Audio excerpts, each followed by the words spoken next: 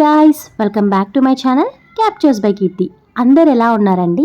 నేనైతే చాలా చాలా బాగున్నాను. మీరు ఎలా ఉన్నారో కమెంట్లో కమెంట్ చేసేయండి. సో మా ఇంట్లో ఈసారి మా కుటుంబ సభ్యులతో దసరా పండుగ ఎలా జరుపుకున్నామో ఈ వీడియోలో అయితే చూపించబోతున్నాను.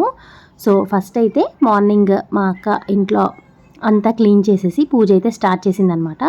సో చూస్తున్నారు కదా. సో నేనైతే బయట పూలదండలు కూడా వేసేసాను. ఇంకా అలాగే మా అత్తయ్య అయితే గారెల పిండి గ్రైండర్కి వేసేసింది. సో అదైతే నేను ఎత్తేసి మంచిగా గారెలు అయితే వేస్తానమాట.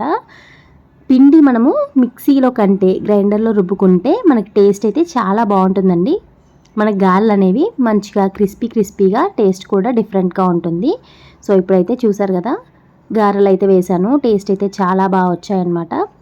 సో మనకి తెలంగాణలో అయినా ఆంధ్రాలోనైనా ఏ పండగకైనా గారెలు అయితే మస్ట్ అండ్ షుడ్ కాబట్టి ఫస్ట్ ఈరోజు టిఫిన్ అయితే మేము గారెలతో స్టార్ట్ చేసామన్నమాట.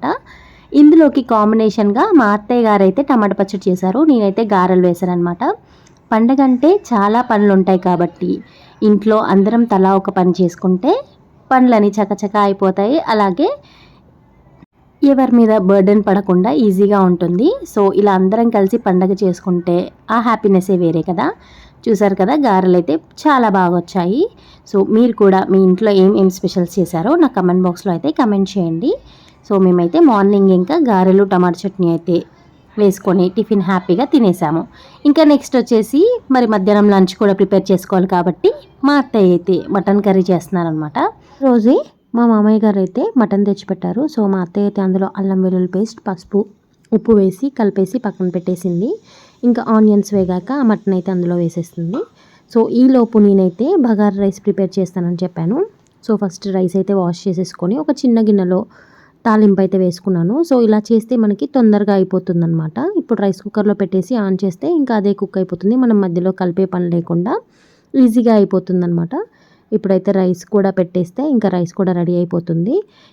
ఈలోపు మటన్ కర్రీ కూడా రెడీ అయిపోతుంది అనమాట. సో రెండు సేమ్ టైంకి అయిపోతాయి కాబట్టి మా లంచ్ ప్రిపరేషన్స్ అయితే ఇలా ఈజీగా క్విక్గా అయిపోయాయి. ఇంకా లంచ్ అయిపోయిన తర్వాత ఏముంటుంది, అందరం కలిసి కూర్చొని అయితే భోజనం చేసాము. సో టేస్ట్ అయితే చాలా బాగా వచ్చింది కర్రీ అండ్ రైస్. సో మా అత్తయ్య గారు ఏమేమి స్పెషల్స్ చేశారో ఈ వీడియోలో అయితే చూపిస్తున్నాను, చూసేయండి.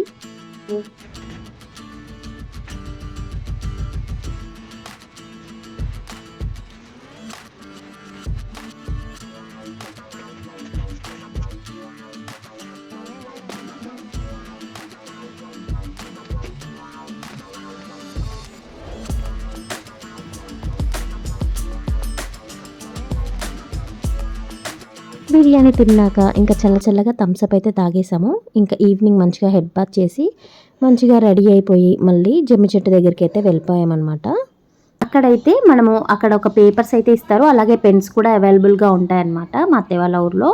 సో మనకు ఏమైతే కోరికలు ఉన్నాయో అలా అందరూ స్లిప్స్లో రాసేసి అక్కడ జమ్మి చెట్టు ఉంది కదండి, అక్కడైతే పెట్టేస్తారనమాట. సో నేను కూడా నా మనసులో ఉన్న కోరికలు అయితే అందులో రాసేసి, అక్కడ ఉంది కదండి ఈ చెట్టు మొత్తం జమ్మి చెట్టు అనమాట, మంచిగా లైట్స్ అన్ని పెట్టి డెకరేట్ చేశారు.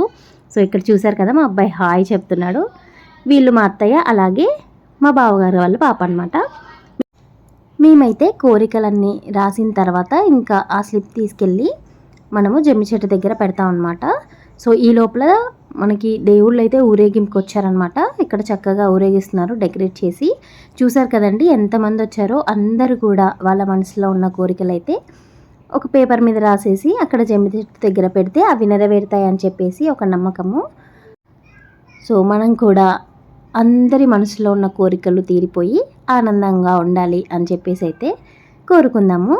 ఇప్పుడైతే చూసారు కదా, ఇలా చిన్నగా ఊరేగింపు అయితే జరుగుతుంది. సో జనాలు అయితే చాలామంది ఉన్నారు. మేమైతే ఇక్కడ రాసాం కదండి, సో అది అయ్యగారికి ఇస్తే మనము రాసిన దాంట్లో చూసి గోత్రనామాలు అయితే చదువుతారనమాట. ఇక్కడ మా అక్క అయితే ఇచ్చింది. సో నెక్స్ట్ నేను ఇచ్చి అక్కడ అయ్యగారితో గోత్రనామాలన్నీ చదివించేసుకొని ఇంకా అక్కడి నుంచి అయితే బయలుదేరిపోయాము.